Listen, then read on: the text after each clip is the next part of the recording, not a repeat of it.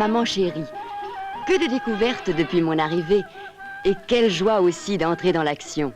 De contribuer, moi, petite métropolitaine, à bâtir quelque chose de beau, de profondément humain. Quelle surprise aussi. Que d'étonnement à confronter ce que je croyais savoir de la femme musulmane avec la réalité.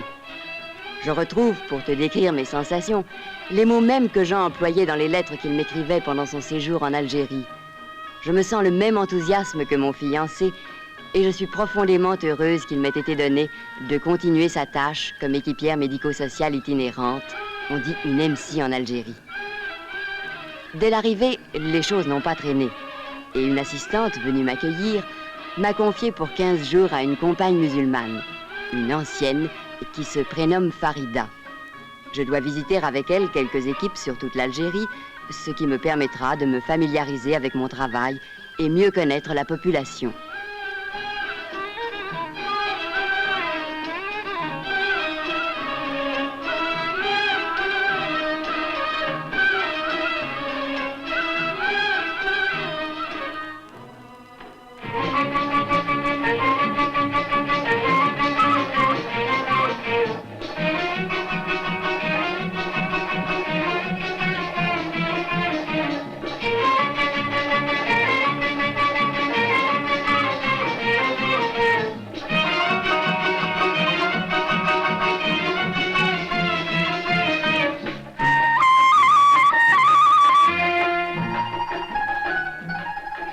Farida m'a déjà expliqué tant de choses que ma mémoire déborde. J'en retiens surtout qu'il y a une tâche immense à accomplir pour aider nos sœurs à trouver au soleil la place qui leur revient en tant qu'êtres humains, en tant qu'êtres pensants, en tant qu'êtres sensibles.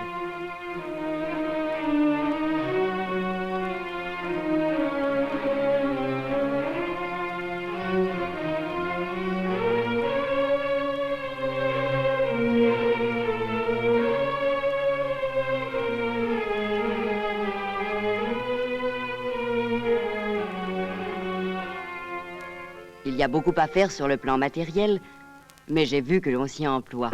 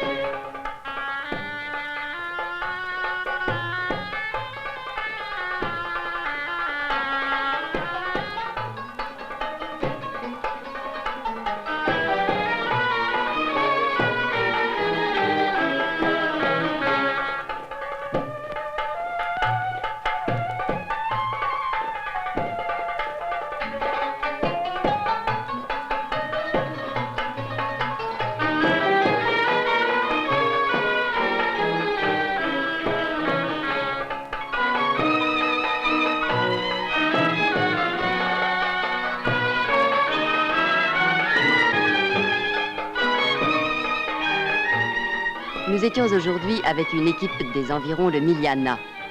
Nous avons accompagné les MC dans leur tournée et aidé le médecin à soigner femmes et enfants, là dans une guitoune sous les oliviers, ailleurs dans une mechta.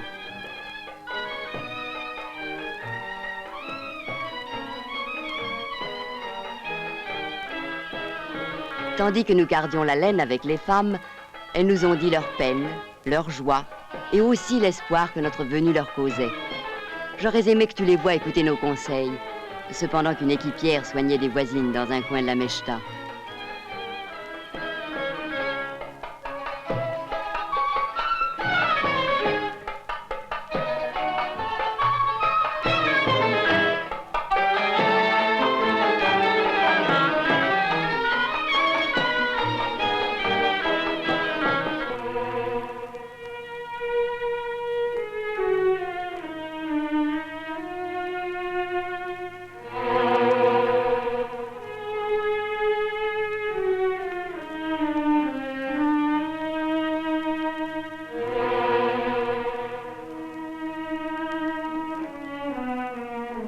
En allant d'équipe en équipe, sous des aspects différents, la femme m'est apparue pitoyable, asservie, reléguée au triste rôle de domestique ou même de bête de somme. Par la force de l'usage, on a eu le souci de ne pas modifier ce qui semblait être intimement lié à la religion ou voulu par elle. J'imagine mal, dans ces conditions, comment la femme pourrait être une compagne pour son mari et une mère, une éducatrice pour ses enfants.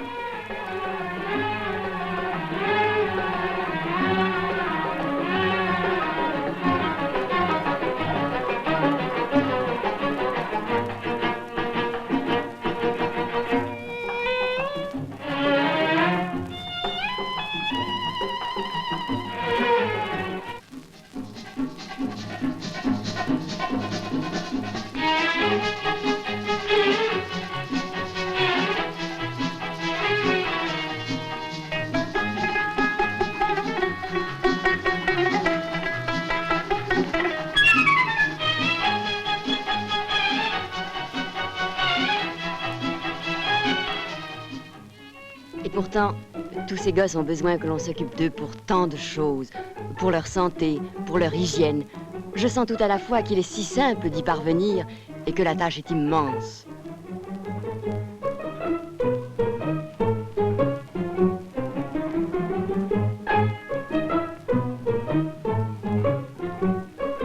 Pour leur santé, pour leur hygiène.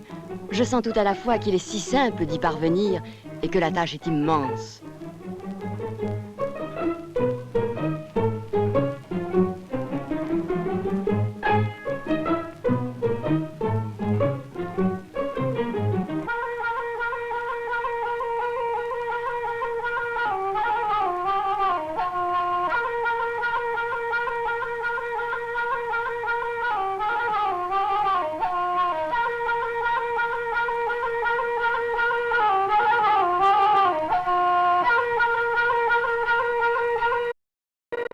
Des gosses dans l'oued.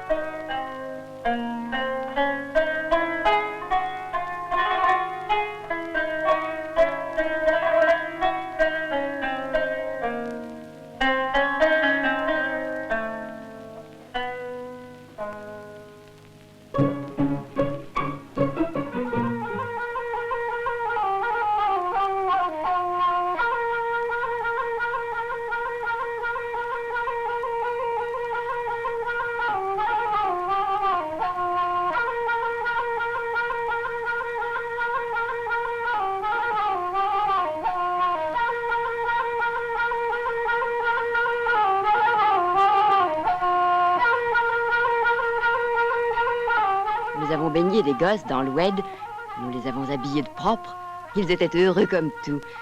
Je ne sais si nous aurons convaincu une maman, mais elle a bien écouté nos explications, et sans aucun doute, il en restera quelque chose.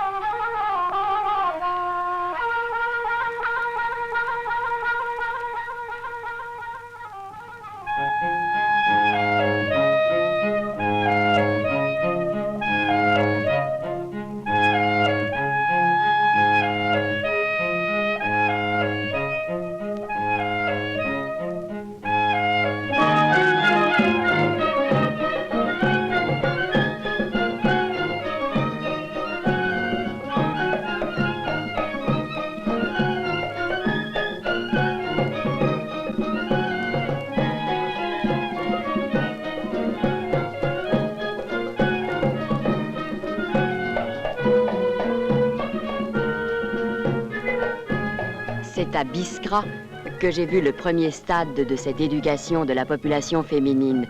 Là où il n'y a pas encore d'école, là où jeunes filles et femmes ne peuvent plus espérer y aller, nos compagnes s'attachent à les instruire.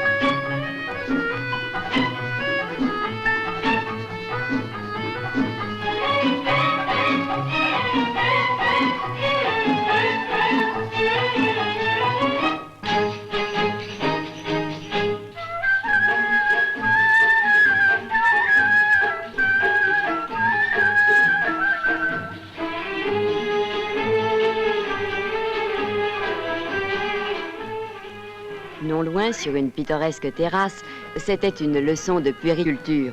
Et tous ces regards attentifs, les manifestations d'une joie qui est de l'enthousiasme, nous montrent assez que là est le besoin et que nous faisons œuvre utile. Toutes ces femmes sont avides d'instruction et apprennent vite jusqu'aux plus âgés, tout étonnés de se rendre compte que quelque chose est en train de changer.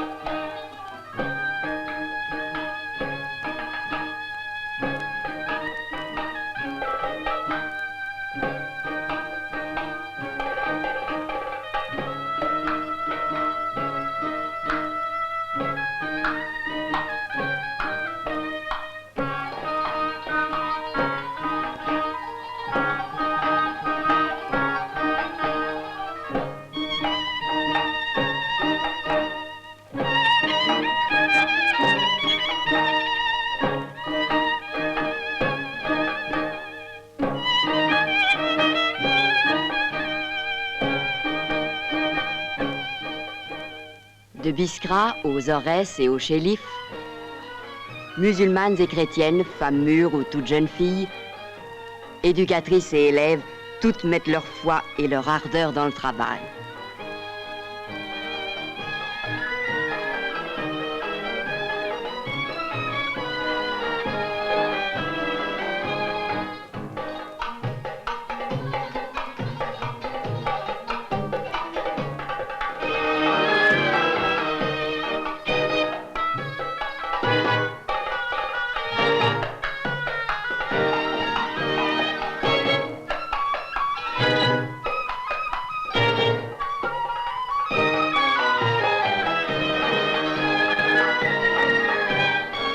L'étude et les contacts humains feront d'elles des sœurs, mais aussi des femmes capables de devenir de vraies compagnes de leurs maris et les éducatrices de leurs enfants.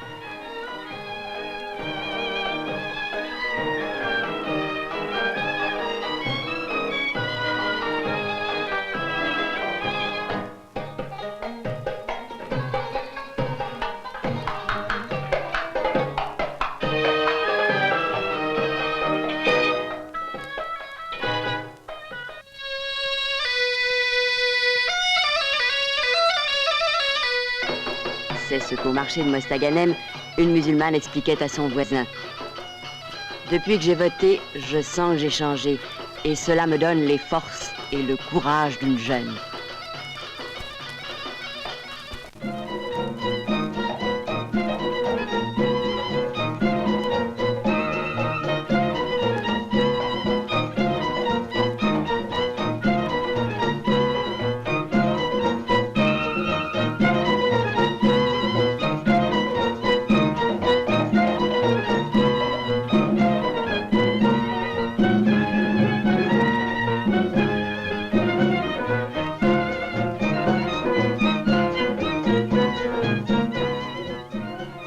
Malheureusement, les hommes ne comprennent pas toujours. Et Sarah a entrepris de les apprivoiser. Il y a eu de la gêne, des hésitations, mais son argumentation, sa bonne foi, ont eu raison de la crainte si fortement ancrée du qu'en dira-t-on.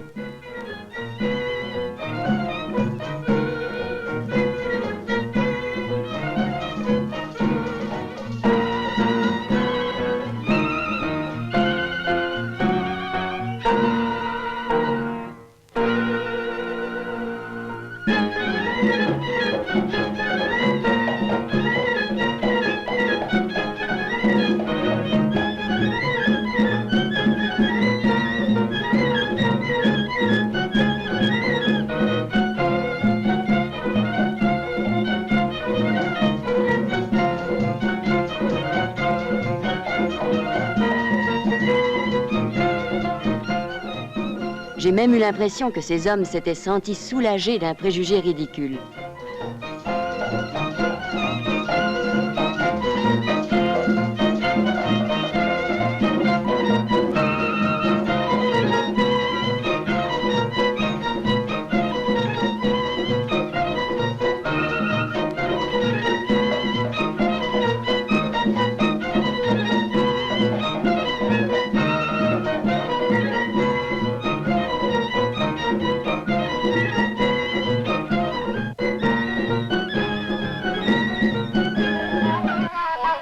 Beaucoup sentent en face de l'évolution des mœurs et de la transformation de leur façon de vivre combien sont fragiles et inadaptés les usages anciens.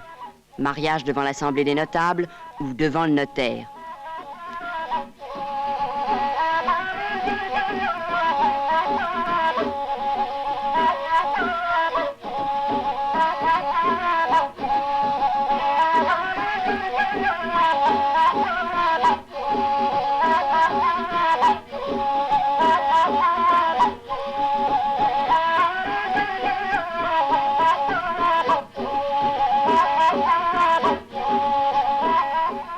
L'épouse était rarement consultée et pratiquement absente.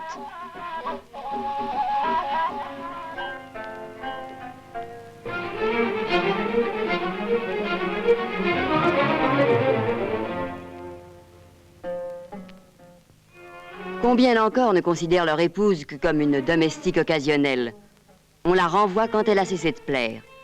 Une femme, une gosse à la rue, la misère matérielle, une plaie morale, un obstacle au progrès social.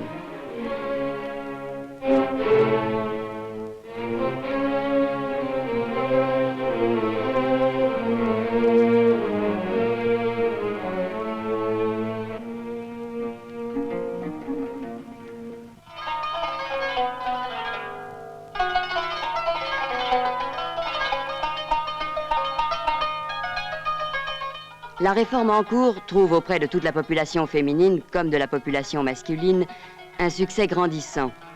Elle rend à la femme une dignité humaine et lui donne une sécurité matérielle. Elle doit aboutir à une stabilisation et une harmonisation des unions en réduisant considérablement les répudiations abusives. Elle fera des foyers heureux.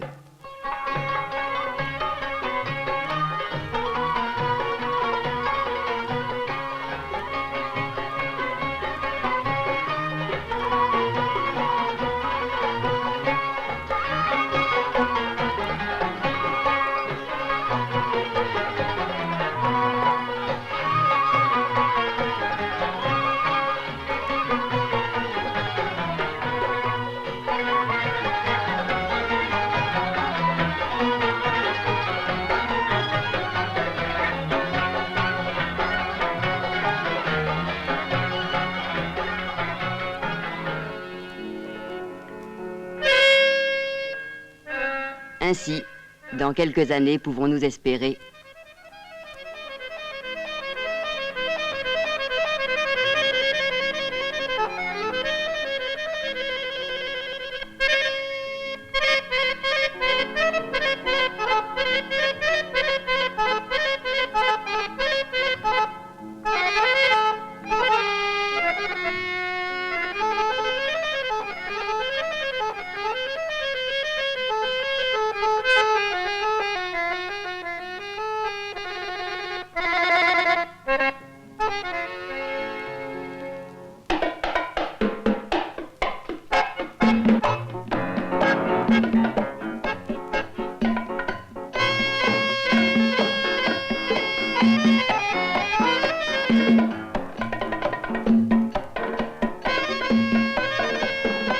Ce sera notre joie et notre fierté à toutes, leur bonheur à elles de récolter le fruit de nos efforts communs.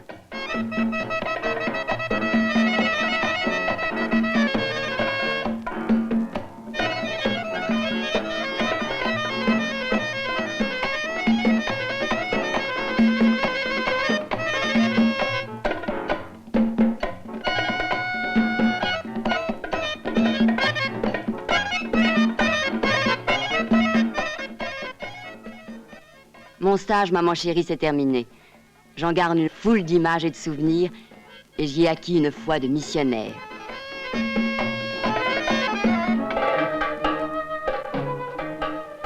La directrice ce matin m'a présenté ma future coéquipière, Baya.